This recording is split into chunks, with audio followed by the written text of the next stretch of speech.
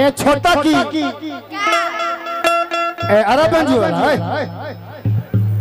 ए छोटा की ए लोटा लबी की लोटा की ए छोटा की अरे कोस के बोल के क्या ए छोटा की क्या पातर लबी की मोटा की ए सुना अरे मुराई हेलो अरे बीरा बंद कराओ जा हेलो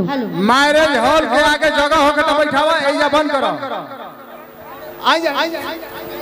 अब है ना जगह अब इधर जगह नहीं है जो आ गई है लाइन में यही लोग आए उधर अब रोक दीजिए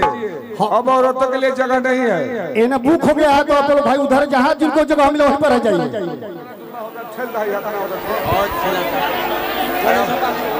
अब मैरिज हॉल जहाँ सिर्फ जगह है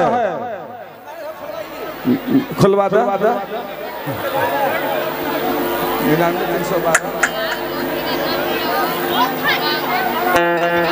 हेलो मैरिज हॉल के सामने जो खाली जगह है वहां आप लोग बैठ जाइए अब जगह इधर नहीं है महिलाओं के लिए कहा जा रहा है कि 97 हाँ जी जो पहले से लिट्टी चोखा लेके आइल बा हम मिल गई अब खा के घर से आता तो कहाँ जगह मिलो अब इधर औरतों के लिए जगह नहीं है गेट पर बंद कर दो हाँ भाई गेट बंद करो कमेटी के सदस्य शांति दल के दूत वहाँ बंद कर दो अब औरत को जगह नहीं है गेट के बंद करो मैरिज हॉल के सामने मैरिज हॉल के सामने खाली जगह है वही जगह है सिर्फ उसको भी लेकर बैठ जाइए आप लोग नहीं तो आप लोगों को जगह नहीं मिलेगा हेलो ठेकेदार साहब हेलो मुखिया जी श्याम सुंदर ठेकेदार साहब मुखिया श्याम सुंदर ठेकेदार साहब गिर जी तक घाई कर दी जेकरा पर गिर जी तक घाई कर दे तो साउंड पर नीचे हो जाए बाबू साउंड से नीचे हो जाए पहले लगल के ऊपर गिरी तक घाई कर दी हेलो ए शर्मा जी थोड़ा सा शांत जानते हैं कितना उठवाना है